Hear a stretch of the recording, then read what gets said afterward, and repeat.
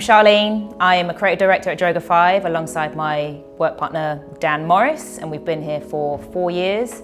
And I'm going to give you some top tips on how to get your portfolio looking really good for when you start entering the industry. When you're putting your portfolio together for the first time, I think it's very easy to start overthinking and feeling like you just got to put everything in there. I would say generally about 7 or 8 campaigns in your portfolio at any one time is probably the right number. Being quite harsh on yourself and sort of saying, right, I like this campaign and I like this one, I like this one.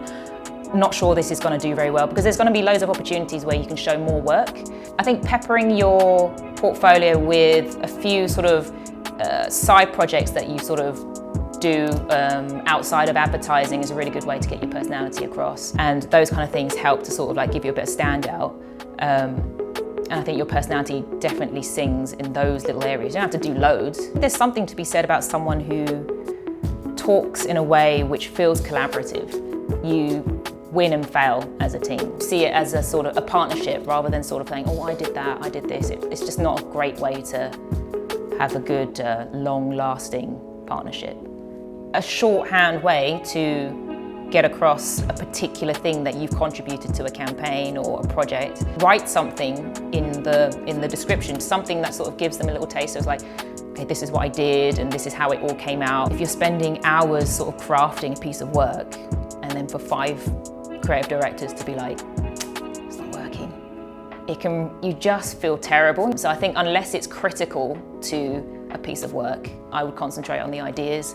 I would get the idea down quickly, neatly, concisely. What's helpful is having the sort of side projects in there as well, which you can craft, because no one's going to take that away from you. No one can say, oh, I don't really like that side project you're doing.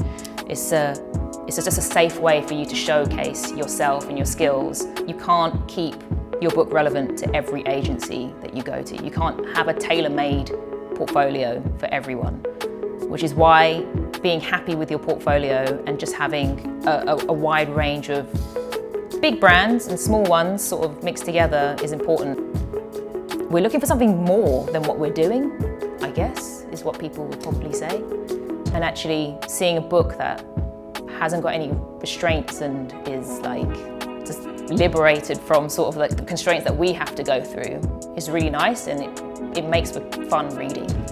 Some of the more interesting stuff is when students come in and they've tackled a really hard brand, like a really mundane bread.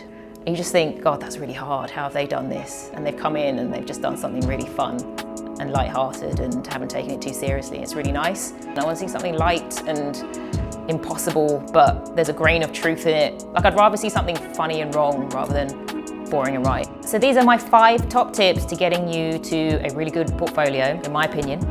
Don't be overly precious about the work that goes into your portfolio, because you're going to be doing it a lot and throwing away a lot. Don't be constrained by the things that we're doing in the industry, like case studies and films and things like that. Just do your own thing.